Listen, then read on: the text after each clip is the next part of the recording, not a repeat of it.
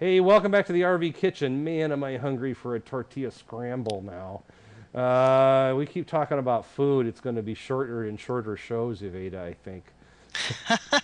Because I'm going to want to run out and grab something. Anyway, yeah, we talked a little bit about a great recipe in the last segment, and this segment we've got a couple of interesting things to show you. Evada does sort of additions to the kitchen, and this first thing is a pizza stone. Is that what you call that? Correct. This item, and let me tell you the reason that I chose this. Mm-hmm. Last weekend when I was out and I did a kitchen demo, Mm-hmm. cooking demo where I was at, I had a lot of questions about the RV oven and why the heat doesn't seem to be distributed evenly. Mm-hmm. Well, I do know that if you will take the time to search around, there are pizza stones out there, but I chose the one from Pampered Chef to show you.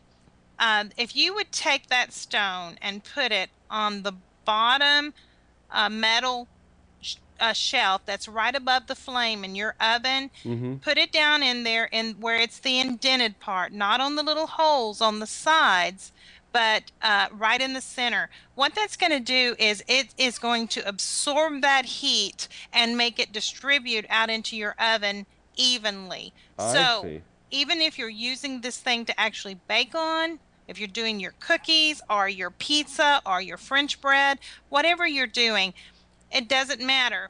Always keep your pizza stone in your oven while you're cooking Okay. because even if you're not using it, it will help that heat be distributed evenly. Oh, that's interesting. I'd never heard of that. And that, but now the other side. Well, the thing to remind yourself, of course, is you've got to give it time to work. Obviously, it's not an instantaneous. It's not hot instantaneously. It takes a what, 15, 20 minutes. Sure. When you preheat your oven, Dave, I believe that within that time that you would need to say about 8 to 10 minutes Mm-hmm. of bringing your oven up to the correct temperature.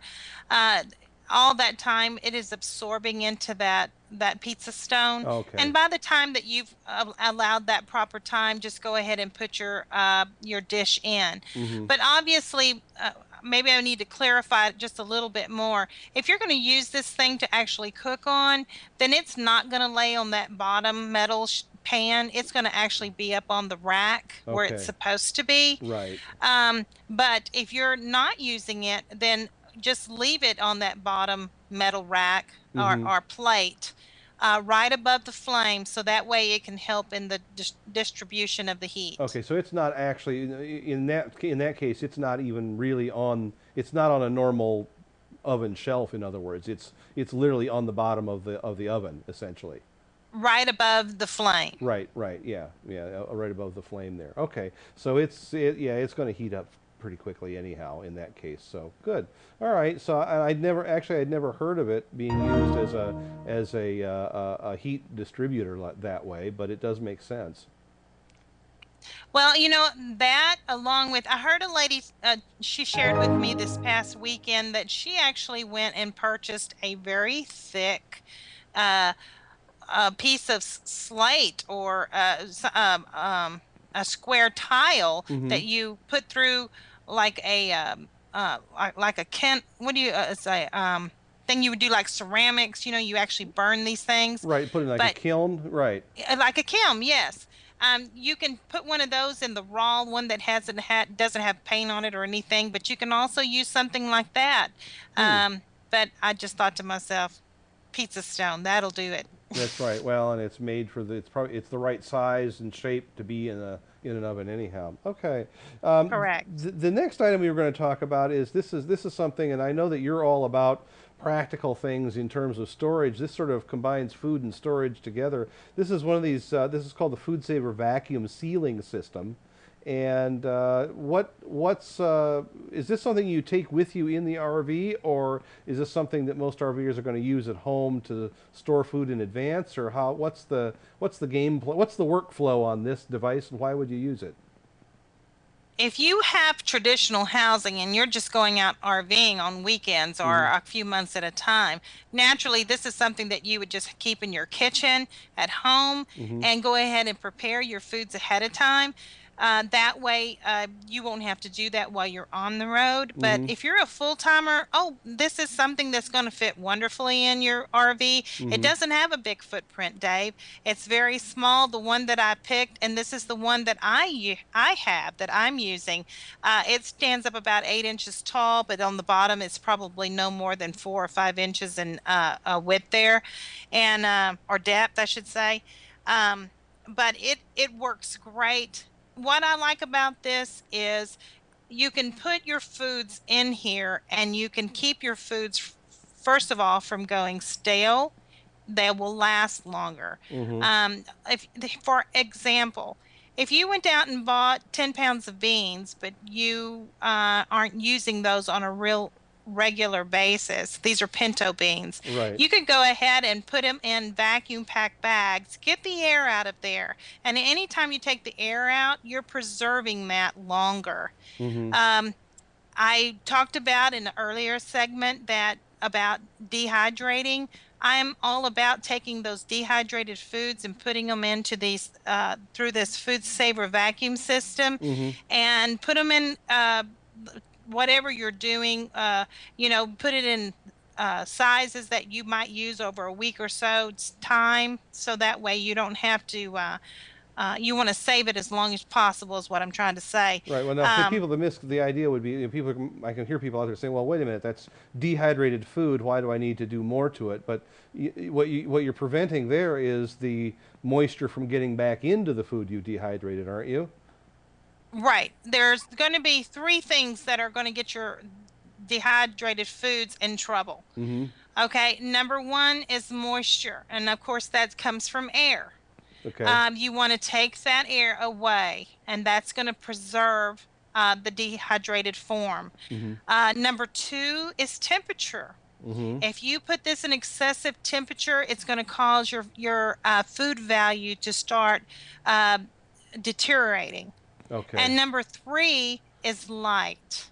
If these things are going to be stored for some particular length of time, and we're talking about a long length of time, Mm-hmm. you would want to go ahead and put that in something like a Mylar bag or something like that to take out the light, or store it into something that's a dark container. Gotcha. Okay.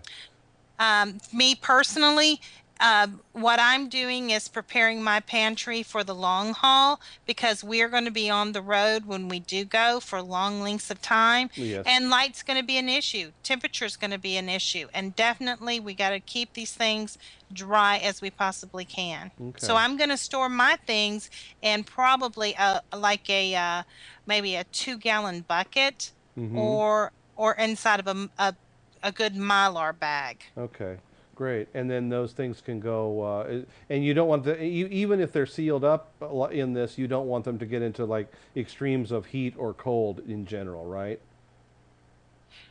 I want to say yes. The perfect temperature is going to be, somewhere about 70 and no lower than say 50, in that range. However, I do realize that there are going to be situations where it is going to go higher, Mm-hmm. but you just kind of try to keep it in a dark, cool place, and wherever that might be.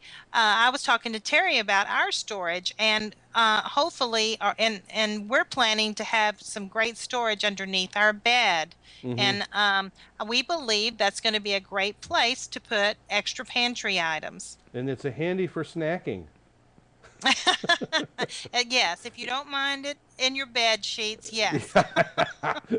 Some of those dehydrated bananas in bed are great, I've heard. Anyway, I'm Oh, just it's wonderful. yeah. If That's you one of our keep favorite keep things. the stuff. Yeah, it could be a little rough though at times. The foods. The thing I'm looking at too here is the the chart that is in the on the slide there on the screen that you're going to see there. It really talks about how much savings there is, and how much money you save if you can buy in bulk and preserve foods, in these vacuum packages. And I'm sure that this probably applies also to the dehydrating as well. But you're looking at kind of a couple $1,000s a year, if you're full timing in Sure. food savings. Yes. Well, the chart that I have, it gives you if you're purchasing through a warehouse club Mm-hmm. or if you're purchasing in supermarkets, but you can save many thousands of dollars by going ahead and doing this. Of course, we haven't even talked about buying our meats. If go out and buy 10 pounds of a certain type of meat and go ahead and divide that up into smaller packages, put Mm-hmm. them in a freezer for a later time. When you take that air away, what you're doing is giving your foods longevity. All of us are guilty of putting meats into our freezers and go back to them and a few months down the road and everything is freezer burned. Right. Well, doing this, taking that air away, you have preserved those meats for years, Dave. Yes. And I will tell you also something that I forgot to mention earlier about when we were on the dehydrating segment. Right. It is a proven fact that if you do these things correctly, that these things could last from 15 to 30 years. Wow. Okay? I know food won't last around my house that long, Right. but I'm just trying to tell you that this way of preserving your food is a superior way Mm-hmm. to you're still going to have the food value intact after all that time has passed. Great. Okay. Well, that's wonderful. Okay. Well, we're going to be coming back and we're going to be taking a walkthrough of a couple of candidates for the RV Kitchen Hall of Fame. Now, well, not really, not the Hall of Fame, but they're kitchens that you've taken a walk through, and you can kind of tell us what your positives and negatives are as you're shopping for that RV that you're going to be going full timing in, Evita. And so we'll look at that footage here in just a minute as we come back on RV Kitchen. Today's show is brought to you by Angie's List, where you'll find thousands of unbiased reports and reviews about service companies in your area. Whether you're looking for a roofer, plumber, house cleaner, dentist, or even a doctor, Angie's List members share their experiences with each other so that you can choose the service company that's right for your job. Companies can't pay to be on Angie's List, and the reviews come from people just like you who have had experience with the companies mentioned. To find out more, go to rvnn.tv and click on the Angie's List ad.